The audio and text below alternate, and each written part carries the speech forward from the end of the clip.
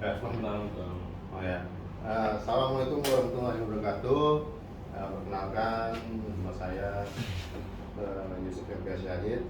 Saya dari agribisnis, pasca sarjana agribisnis di UNS.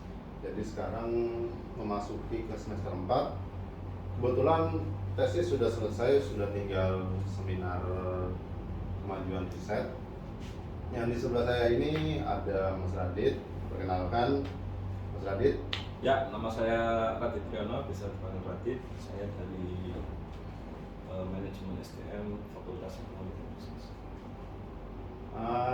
Untuk pertama-tama kita ngobrol ini aja sih ya, apa namanya, kenapa kita itu masuk ke dalam pasca sarjana di UNS ini. Kan sebelumnya kan kita berdua ini S1-nya itu bukan dari UNS. Ya kalau saya dulu S1-nya tuh Teknik Kimia dari Institut Teknologi Indonesia, Ya. masuk ke dalam Fakultas Pertanian di UNS. Nah kalau si Radit sendiri gimana? Saya masuk dari S1, awalnya D3 di Universitas Islam Indonesia, Jogja, UII, terus lanjut di Universitas Tenas Pembangunan UPT di Solo sini juga. Dan di 2022 Februari awal tahun lah itu masuk di FEB. FEB UNS. Ya, betul. Kalau di FEB UNS itu dia belajar tentang apa aja ya? Di FEB itu? Kalau di FEB itu kita ada 3 jurusan ya. Yang pertama ada manajemen, akuntansi, dan ilmu ekonomi. Ilmu ekonomi atau ekonomi pembangunan agak lupa. Tapi kalau yang akuntansi manajemen itu pasti. Nah, kalau misalnya lu sendiri di mana maksudnya? Oh, oke. Saya masuk di manajemen, minatannya SDM. Awalnya di keuangan, tapi karena terlalu sulit tesisnya, karena di sana itu anak keuangan ada mitos minimal lulus 5 semester. Minimal itu lulus 5 semester. Memang manajemen keuangan itu yang semester 7, semester 8 itu masih ada, karena memang lewat sulit bagi kita. Akhirnya harus masuk bekerja dan lain-lain, kita ngincernya kan cepat. Nah, akhirnya memutuskan pindah ke SDM. Tapi kenapa alasan ikut pasca sarjana? Kenapa lanjut S2? Kenapa nggak habis S1 lulus langsung nyari kerja gitu loh, langsung nikah gitu? Kenapa langsung S2? Nah, ini pentingnya guys, ini mahal nih, ilmu mahal nih. Mahal, apanya mahal ya? Ya, sepaham saya di dunia profesionalnya, kita bicara bukan dunia akademisi atau dunia usaha, tapi background saya memang karyawan swasta profesional.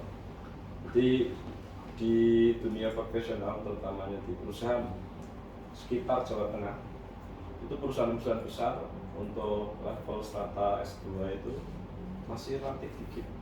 Saya pernah baca, karena kita kerjaannya itu review perusahaan, analisis keuangan, good corporate governance. Itu yang S2 memang kita ambil contoh Switek lah datanya. Kalau nggak salah itu nggak ada sampai 30. Padahal karyawannya itu 10.000 lebih. Artinya S2 untuk dunia profesional itu sebagai nilai tambah yang luar biasa untuk dia berkarir. Nah, itu alasan saya memang masuk S2. Paling enggak suatu hari kalau misalkan kita di swasta ya, penuh dengan ketidakpastian, karena mungkin perusahaannya nggak bagus, bisnisnya nggak bagus, ataupun industrinya nggak bagus, ataupun ekonomi nasionalnya nggak bagus, kita tuh punya opsi, entah itu nanti jadi dosen kah atau jadi lain, jadi memperlebar peluang. Dan kalau saya pribadi berkacamata dari senior-senior yang ada, memang saya bekerja awal di 2015, jadi ini tahun ke-8 ya, tahun ke-8, tahun ke-7 memang waktu yang tepat untuk melanjutkan kuliah S2, karena sudah punya pengalaman 5 tahun lebih lah, paling enggak untuk bekal karir yang lebih bagus ke depan itu sudah cukup. Tapi menurut senior yang saya ketahui, kalau kita S1 langsung lanjut S2 masuk profesional itu kayak eh, belum ada nilainya di mata perusahaan karena budaya kita di Indonesia itu pengalaman is everything. Jadi eh, pendidikan tidak seperti yang saya pahami di negara-negara besar. Ketika nanti lulus S1, S2, S3 itu grade salary-nya jauh berbeda. Tapi kalau di kita tuh masih relatif sama. Jadi itu kenapa menimba pengalaman dulu 5 tahun lebih baru nanti lanjut S3.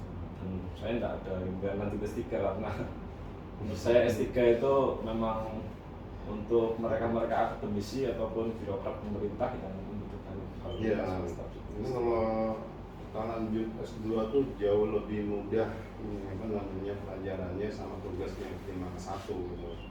Jadi kan kemarin kita ada seminar PDP. Memang apa namanya di antara teman-teman kita tuh banyak banget yang ketagihan di S2 gitu. Ya.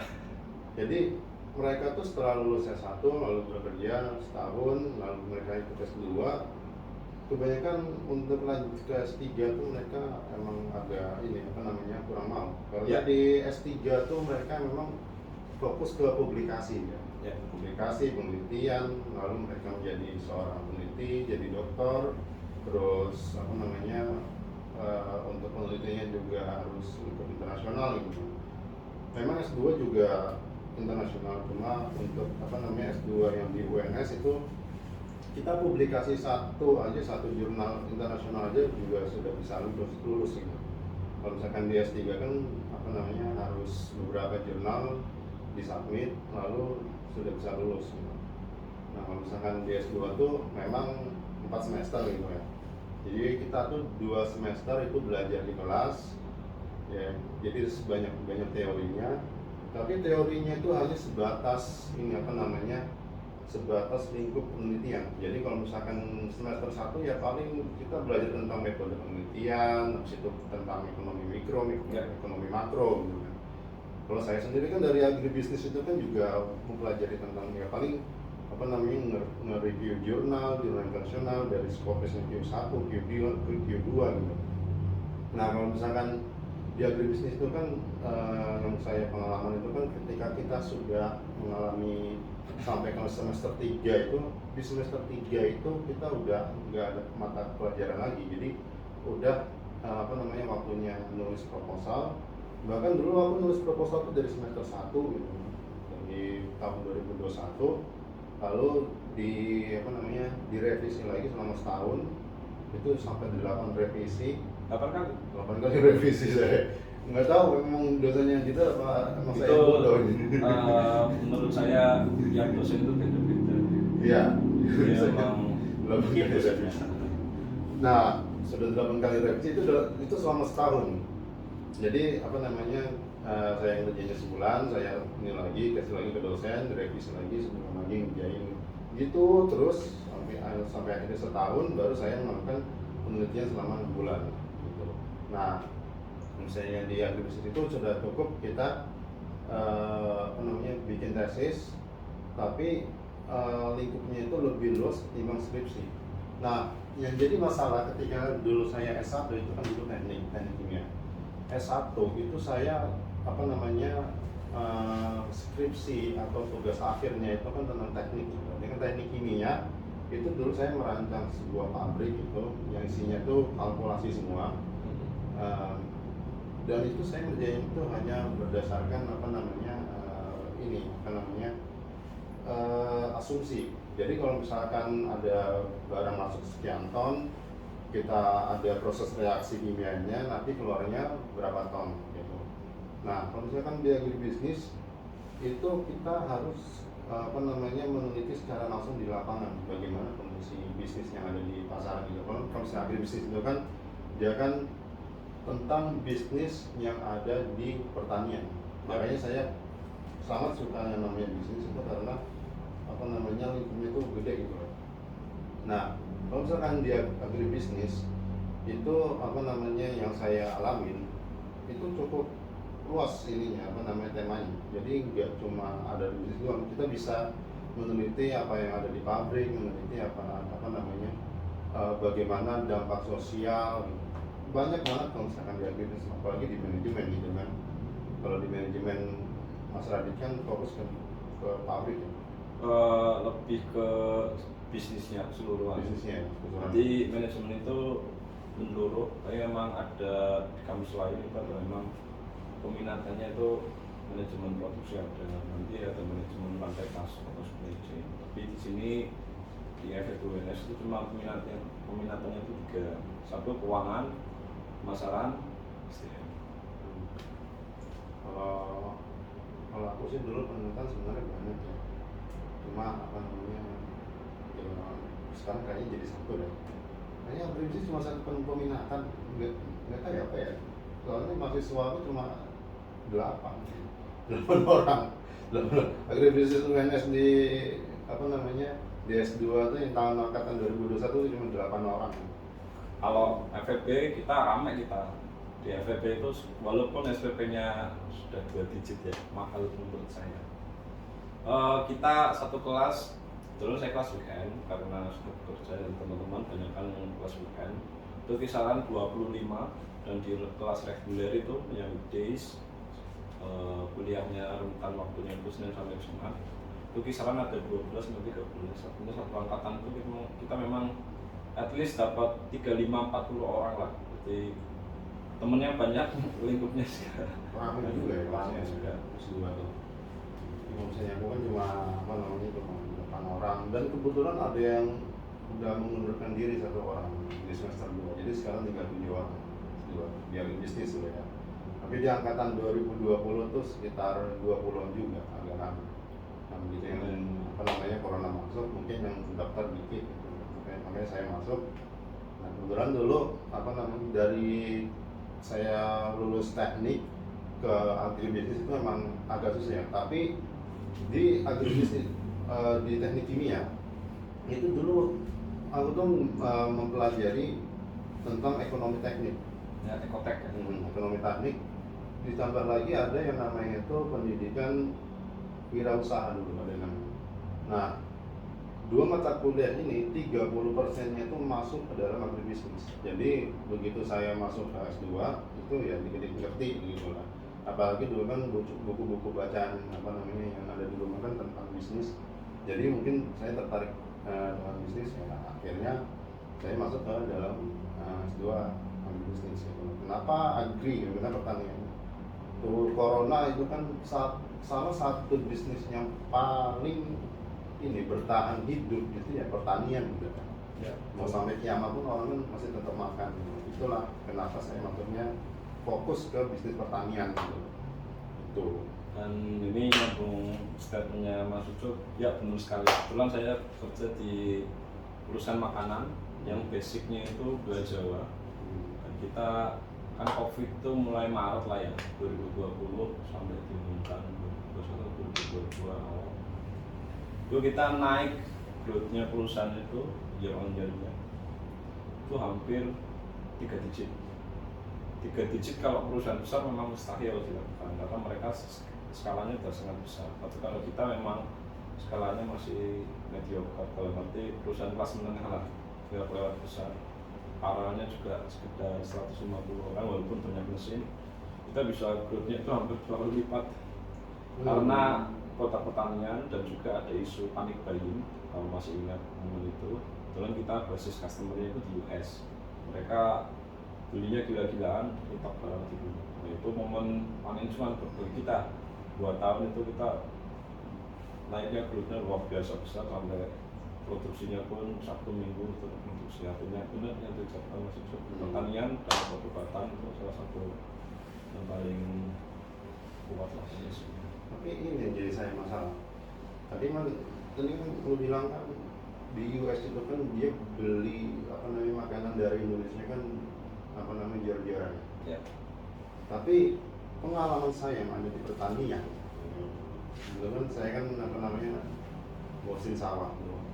Kebetulan nanam komoditas bawang merah. Begitu apa namanya kita panen, harganya malah anjlok. Padahal ketika lagi corona itu kan lagi banyaknya kebutuhan makanan. Nah, kenapa banyaknya kebutuhan makanan harga pertanian malah anjlok? Itu yang saya bingung. Kita kupasnya agak dalam ya. kebetulan saya juga orang Brebes Ya. yang basicnya telur asin dan bawang merah, yang yang ini bawang merah. Kalau produk pertanian itu ada lifetime-nya, ada produk life cycle-nya kalau nggak salah. Dalam arti produk itu tuh ketika dipanen, biasanya kan panen raya itu, karena panen raya itu ada alasannya. Bawang itu bisa ditanam pas biasanya musim kemarau, pas airnya sedikit. Kalau pas musim hujan tidak mungkin orang nanam bawang, itu pasti busuk. Biasanya nanamnya padi yang butuh air banyak. Nah, kalau dan musim kemarau biasanya kadang jagung, kalau teman saya nggak tahu kalau jagung dan juga bawang merah. Nah, ketika momennya seperti itu, momen startnya juga sama, ujungnya panennya juga sama, mayoritas seperti itu. Terjadilah panen raya, supply-nya terlalu banyak, yang dikonsumsi nggak langsung naik signifikan. Nah, ketika itu pasti harganya anjlok. Tapi memang masalah produk pertanian di itu, ketika dari bahan mentah ke raw material, misalkan untuk bawang merah itu benar sekali kita bisa jadikan pasta. Kebetulan teman saya itu punya pabrik, dia ownernya, CEO-nya. Nama PT-nya ini penting, kita bangga orang Brebes. PT Sinergi itu Mas Kim, terutamanya masih muda, umur 26-27. Nah, salah satu produknya pasta, artinya dari barang mentah, kalau kita punya added value ya, bisa mengembangkan produk itu, dikembangkan ataupun diproses dulu menjadi barang setengah jadi, itu bakal bisa mengurangi masalah harga yang terlalu murah. Karena setelah setengah jadi itu masih bisa diproses dalam waktu panjang, dalam arti nggak langsung 1 bulan itu busuk. Nah, ketika harga anjlok itu masalahnya terkulak itu dia cuma sebulan 2 bulan. Walaupun kalau bawang ya, yang saya tahu ya, ketika dipanen bawang itu masih basah, biasanya dijemur, itu jemurnya lama sampai biasanya kalau kita lewati samping sawah, jalan sawah itu sampai ada yang nginep di situ nunggu bawangnya. Kalau malam jangan sampai di situ. Tapi tetap ada nggak sepanjang ketika sudah jadi barang raw material. Ya memang masalahnya di situ. Dan juga untuk produk bawang merah, segmennya masih sangat terbatas. Kalau tempat saya di Brebes itu kita konsumen paling besar ya, biasanya itu GoFood, terus Wings Food, dan kita familiar lah dengan Indomie, mie sedap itu salah satu produsen paling besar. Mereka biasanya nggak langsung menjatuhkan harga mengikuti mekanisme pasar, tapi pakainya kontrak. Harganya sekian, misalkan kondisi panen raya pun tetap harganya sekian. Nah, itu yang bisa menyelamatkan. Tapi yang petani-petani yang nggak punya akses ke situ ya sudah, itulah masih problem utama yang saya tahu ya. Produk jadinya, riset and development-nya dulu yang harus dikembangkan. Umur produknya itu jauh lebih panjang, dan harganya bakal otomatis dengan sendirinya nggak langsung jatuh ketika panen. Itu jadi masalah tuh ketika supply-nya banyak di pasaran, masyarakat bukan beli, pasti mereka nabung. Itu yang jadi masalah. Ya, mereka kalau merah memang lebih bisa di sebulan, 2 bulan, 3 bulan itu ditaruh di dapur nggak jadi masalah. ya itu. Nah, tambah lagi kan masyarakat kan saving money-nya kan ketika corona kan banyak nabung. Mereka kan juga untuk beli makanan kan nggak terlalu banyak ya. Nah itulah, jadi bawang merah yang ada di pasaran tuh menumpuk, tapi nggak ada yang beli, jadi itu jadi problem gitu. Walaupun ekspor naik, ya jadi yang bikin Indonesia ketolong itu ya gara-gara ekspor itu. Yang waktu 2020 itu kan masih zaman-zamannya porang. Ya, porang tuh dulu waktu 2020 2021 tuh jor-joran nanam untuk diekspor. Nah sekarang hampir sama yang waktu 2021. Nah sekarang kita loncat, kenapa Mas Radit ikut HMP? Terus Ini kan kenapa loncat banget ya? Enggak ada ngikut gitu. lah, ngikut. Ini aneh banget sumpah. Ini acara apa sih? Ini baru episode 1 loh. Nah, ini pertanyaan masuk. Kenapa ikut HMP dan jadi ketua lagi? Lah, alkisahnya begini. Jadi sebetulnya saya tak tahu HMP itu apa. Tapi apa namanya, ketika saya follow Instagramnya UNS, Officer Management Official, dengan jurusan saya. Terus dengan tidak sengaja itu kan muncul biasanya kalau kita follow itu ada beberapa akun ya, kenapa HMP? Terus saya coba kepoin lah kalau bahasa sekarang.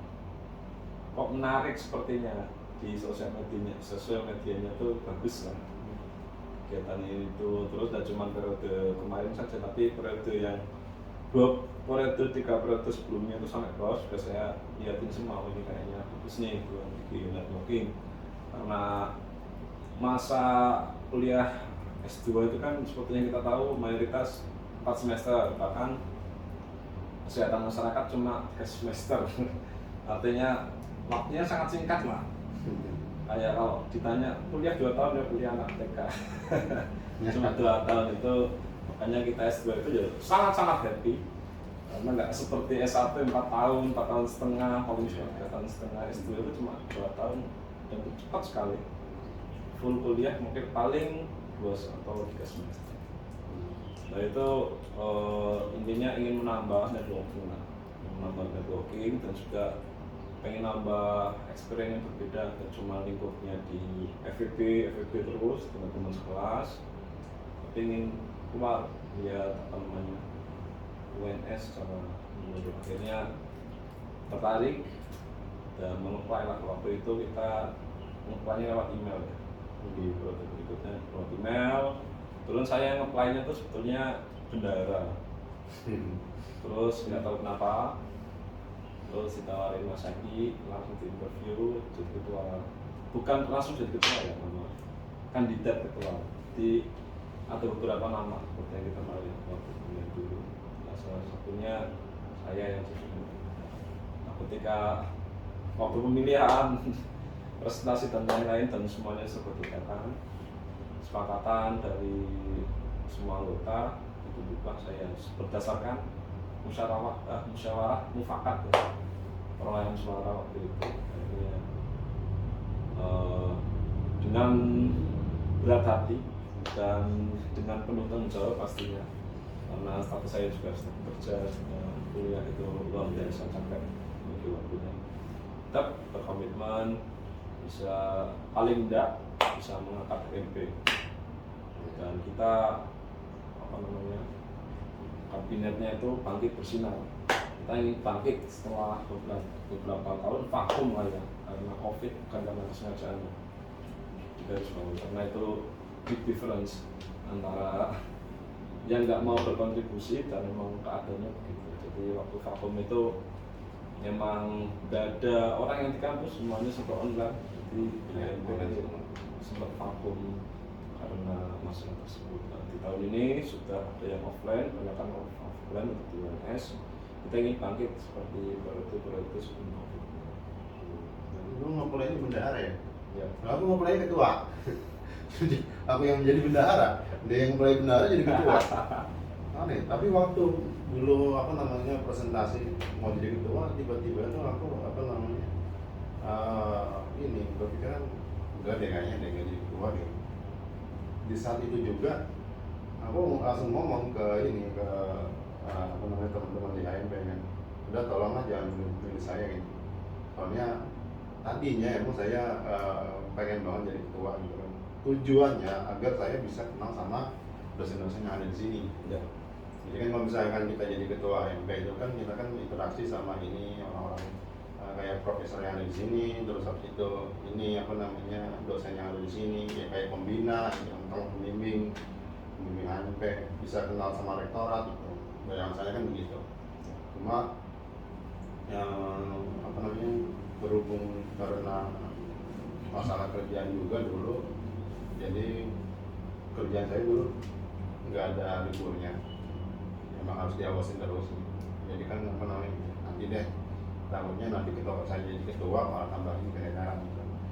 Nah itulah kenapa saya menjadi udahlah bendahara aja, megang duit juga ya paling berapa sih uang kas Ya. uang kas juga berapa sekarang kan uang kas di backup sama ketua Ya, ini memang di backup terus, tidak masalah kalau masalah yang masih relatif kecil, tapi kalau yang besar-besar ya Iya itu sih. kita Iya sih. masih profesional belum. Kalau udah punya perusahaan baru. Jadi di HMP ini kemarin tuh kita ini studi banding ke UGM. Ya, Kita ketemu sama Mas siapa? Mas Alvin. Mas Alvin. Ya, Ya, dia ketua HMP. ya ketuanya. Agak lupa Mas siapa ya. Saya follow itu. Mas Al pokoknya. Mas Al ya. Dia dipanggilnya Mas Al. Mas Al, tapi belakangnya itu lupa. Nah itu lah. Nah kita kan kemarin ke ini HMP yang ada di UGM. Kebetulan kita dapat ilmu dari mereka banyak banget, dan mereka tuh punya kandidat tuh bukan kandidat kayak apa namanya itu kadernya tuh banyak banget, Ratusan ya? ratusan malah lebih besar dari kita. Kalau kita kan cuma 20-an. Ya. Nah mereka tuh ratusan. Kita tanya bagaimana cara menghandle gitu. Mereka juga apa namanya bilang lebih baik kita gitu kan. Karena kalau misalnya kita sedikit ngehandle itu ini gampang. Ketimbang apa namanya kalau misalkan kandidatnya terlalu banyak, handle-nya nanti susah gitu. Tapi balik lagi kalau misalnya kita bikin acara justru kita yang agak kesusahan karena kan kita dikit. Ya. Nah, itulah apa namanya plus minusnya ya kalau misalkan punya apa namanya anggota HMP. Mau banyak mau dikit sebenarnya sama aja, yang penting kan programnya tuh gimana gitu. Apalagi kan yang waktu apa namanya HMP sebelumnya kan semua HMP itu emang saya rasa belum ada pergerakan apa-apa waktu corona gitu. Ya, betul. Semuanya kan serba online, jadi kan nggak terlalu efektif gitu ya. Nah jadi nggak cuma di UNS doang, organisasinya di banyak kampus itu mereka juga dari nol juga sekarang ini setelah corona berakhir gitu. Udah itu doang sih apa namanya kalau misalkan di HMP gitu. Aku pun jadi bendahara pun juga udah terlalu berat ya, paling cuma bikin ini bikin itu doang, ngurus keuangan. Ya, tapi ketua berat guys. Karena walaupun kegiatan kita nggak luar biasa banyak, tapi memang apa namanya ketika kita bikin organisasi itu, ini menurut jurnal yang saya baca ya, tugas utama pemimpin itu 25% itu menghandle konflik yang ada di dalam organisasi, dan itu memang terjadi tiap bulan. Jadi ini pengennya begitu, pengennya begitu, pengennya begitu. Namanya manusia itu beda cara kerja, beda persepsi, beda itu terbiasa dan biasa. Nah itu salah satu tantangan juga buat saya ketika di perusahaan juga saya memimpin 2 departemen, artinya juga bisa tak implementasikan. Paling enggak apa namanya HMP bisa bergerak lah, komunikasinya bagus, terus ada pergerakan yang benar-benar real ya, jadi wacana seperti podcast ini yang sejauh ini salah satu program dari kita. Dengan semua keterbatasan yang ada, kita pendanaan juga sumbernya cuma satu dari pribadi, dan juga ikatan alumni juga kita belum apply. Artinya dengan sangat-sangat keterbatasan yang ada, kita paling tidak at least bisa jalan, bisa menyelesaikan periode ini dengan baik, juga bisa mengedukasi nanti periode berikutnya biar jadi. Waktu S1 dulu pernah ikut organisasi? S1 aku enggak, karena S1 aku udah kerja, D3-nya ya himpunan. Nah iya ya, kenapa S1 nggak pernah ikut organisasi tapi S1 pengen ikut? Kalau aku S1-nya memang udah kerja waktu itu, jadi lulus D3 2015, baru lanjut S1 itu 2019. Jadi memang S1-nya itu kayak sekedar cari ijazah, cari ijazah dapat S1, nanti yang Sama aja kayak semua juga cari ijazah. nanti yang benar-benar berproses dari nol itu memang D3. D3 memang kalau di UI namanya himpunan D3 ekonomi. Lu ikut Food Court. Itu lintas jurusan, ada 3 jurusan. Akuntansi, keuangan perbankan, dan manajemen. Tapi himpunannya cuma satu. Saya menyebutnya himpunan D3 ekonomi, D3 ekonomi. Aku juga malah waktu S1 tuh nggak terlalu aktif dulu sih organisasi. Dulu tuh aku aktifnya tuh di luar kampus malah. Di semester 2 aku juga udah fokus belajar bisnis, kan jualin barang orang. Semester semester 3, 4 belajar dagang, ikut bazar kemana-mana keliling. Akhirnya lulus kuliah melanjutin bisnis. Begitu dulu waktu kolaps, saya pindah ke Solo nyari bisnis yang bisa dikerjakan. Dan ternyata emang bisnis pertanian yang paling enak ternyata. Walaupun emang modal itu gede ya, itu nggak cuma modal doang, tapi kepercayaan tuh. Dulu waktu saya pertama kali pindah ke Solo tuh beberapa kali ditipu orang tuh banyak, sampai puluhan juta tuh banyak. Tapi di situ saya belajar, saya bertahan hidup di situ. Ya untungnya tempat tinggal saya kan dekat dengan rumah ini kakek nenek ya, dekat rumah mbah, jadi masih bisa di backup lah kalau misalkan ada apa-apa gitu. Misalnya lapor tinggal makan ke sana, kalau misalkan nggak ada air tinggal mandi di sana gitu, gampang lah. Jadi kalau misalkan S1 tuh pengalaman organisasi saya tuh dikit malah. Dulu pernah ikut yang namanya itu DKM. Jadi DKM itu yang namanya itu Dewan Kemakmuran Masjid. Yeah. Nah, DKM itu jadi itu dia tuh ngurusin permasalahan yang ada di masjid. Jadi kita nyari sholat Jumat nanti siapa yang khotbah, terus nanti buka puasanya gimana, Idul Adha, Idul Fitri, kita urusin semua, pendanaan buat acara, buat pengajian, itu kita urusin semua gitu. Gitu infak ya. Gitu infak ini infak di masjid gitu kan. Lumayan dulu sekali kita itu 5 juta, 7 juta. Itu orang Indonesia tuh dermawan ya, nggak salah. Nah, dari situ saya belajar tentang pengelolaan keuangan, dan akhirnya di sini di bendahara pun juga saya pakai juga sih. Karena kan di AMBN ini saya juga bendahara kan. Waktu S1 juga dulu saya bendahara, waktu SMA pun saya bendahara malah. Semua yang saya pengen itu serba jadi bendahara. Ya. Pegang uang, emang saya lebih suka pegang uang sih ya. Ya. Gitu. Itu skill mahal sebetulnya. Kalau nanti depan nggak semua orang itu bisa. Itu dia tuh, megang uang sendiri aja agak sulit. Gimana cara megang uang orang? Ya. Apalagi kalau nominalnya besar, nggak terbiasa pegang uangnya bisa pakai sendiri, atau tiba-tiba habis, bercampur dan lain-lain gitu ya. Habis. Benar, pegang uang itu nggak semua orang bisa.